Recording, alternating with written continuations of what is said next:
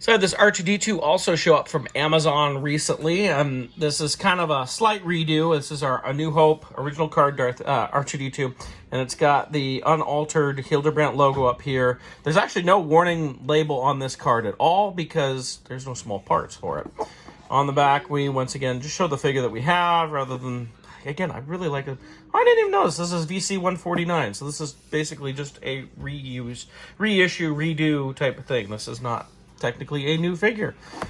Well, gosh, I didn't realize that, and I've got 4 of them coming. Oh, well, at least R2-D2s, they're good. I mean, you can, if you're like me and you build lots of dioramas, you always need more R2-D2s, so there's not going to be a problem with that.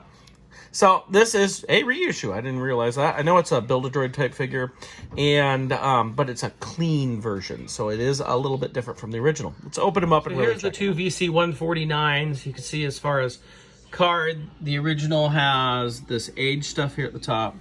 This has the newer style up there. You can see the original is a much dirtier version, whereas this is a clean version. On that, I mean, that's what the figure is right there. And there's the back of the cards, which are completely different because they're from different times, and yet they both have the same number. Kind of weird, huh? So here's our R2-D2. You can see where they filled in the spots from the Build-A-Droid, peg holes in there, but I mean, you can still pop him apart. Not a lot of detail. You just, I think, put a little bit more detail in on that. No paint detail there at all, but you can pop his legs off and his third leg off, and you know, it's the old Build-A-Droid style, which is cool, and which, I mean, if you have several of these droids, you can mix and match if you'd like. We just had that Ahsoka set come, and, you know, you could mix and match some parts.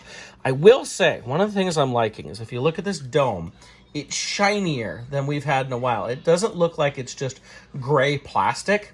It has a shine to it. No, it's not chrome, but I would say this is closer to what we see in the film. It's shiny, but R2-D2's dome was not always like a mirror reflection, so I think that actually looks good. Got some nice paint work in there. This is a nice, clean version of R2, which, you know, matches the card art, which I think that looks like that's from the end of the movie. No, that's not the end of the movie. I don't think so. Oh, maybe it is. Anyway, that's like the cleanest he was at the end of the movie. You finally got all cleaned up. But all in all, it's a nice figure. As you can see, you can do, put him down here on the ground. And you can see we can do the 3-legged pose. We can pop out the third leg. And you can get a nice 2-legged, just like that.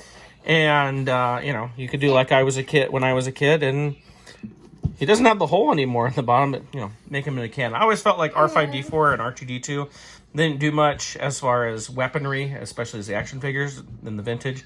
So I made them into cannons like that. And that's why there's marbles in my R5-D4. Still has a blue marble there. So that's R2 right there. It's a pretty nice figure. You know, it's not a brand new figure. It's not a great new update to the sculpt. I tend to like the one where it's got the pieces that come out, the bar R2-D2. I like that sculpt a little bit better, although I gotta admit, that's a nice looking head on R2. And like I said, I like the paint on that. That looks good. There we go.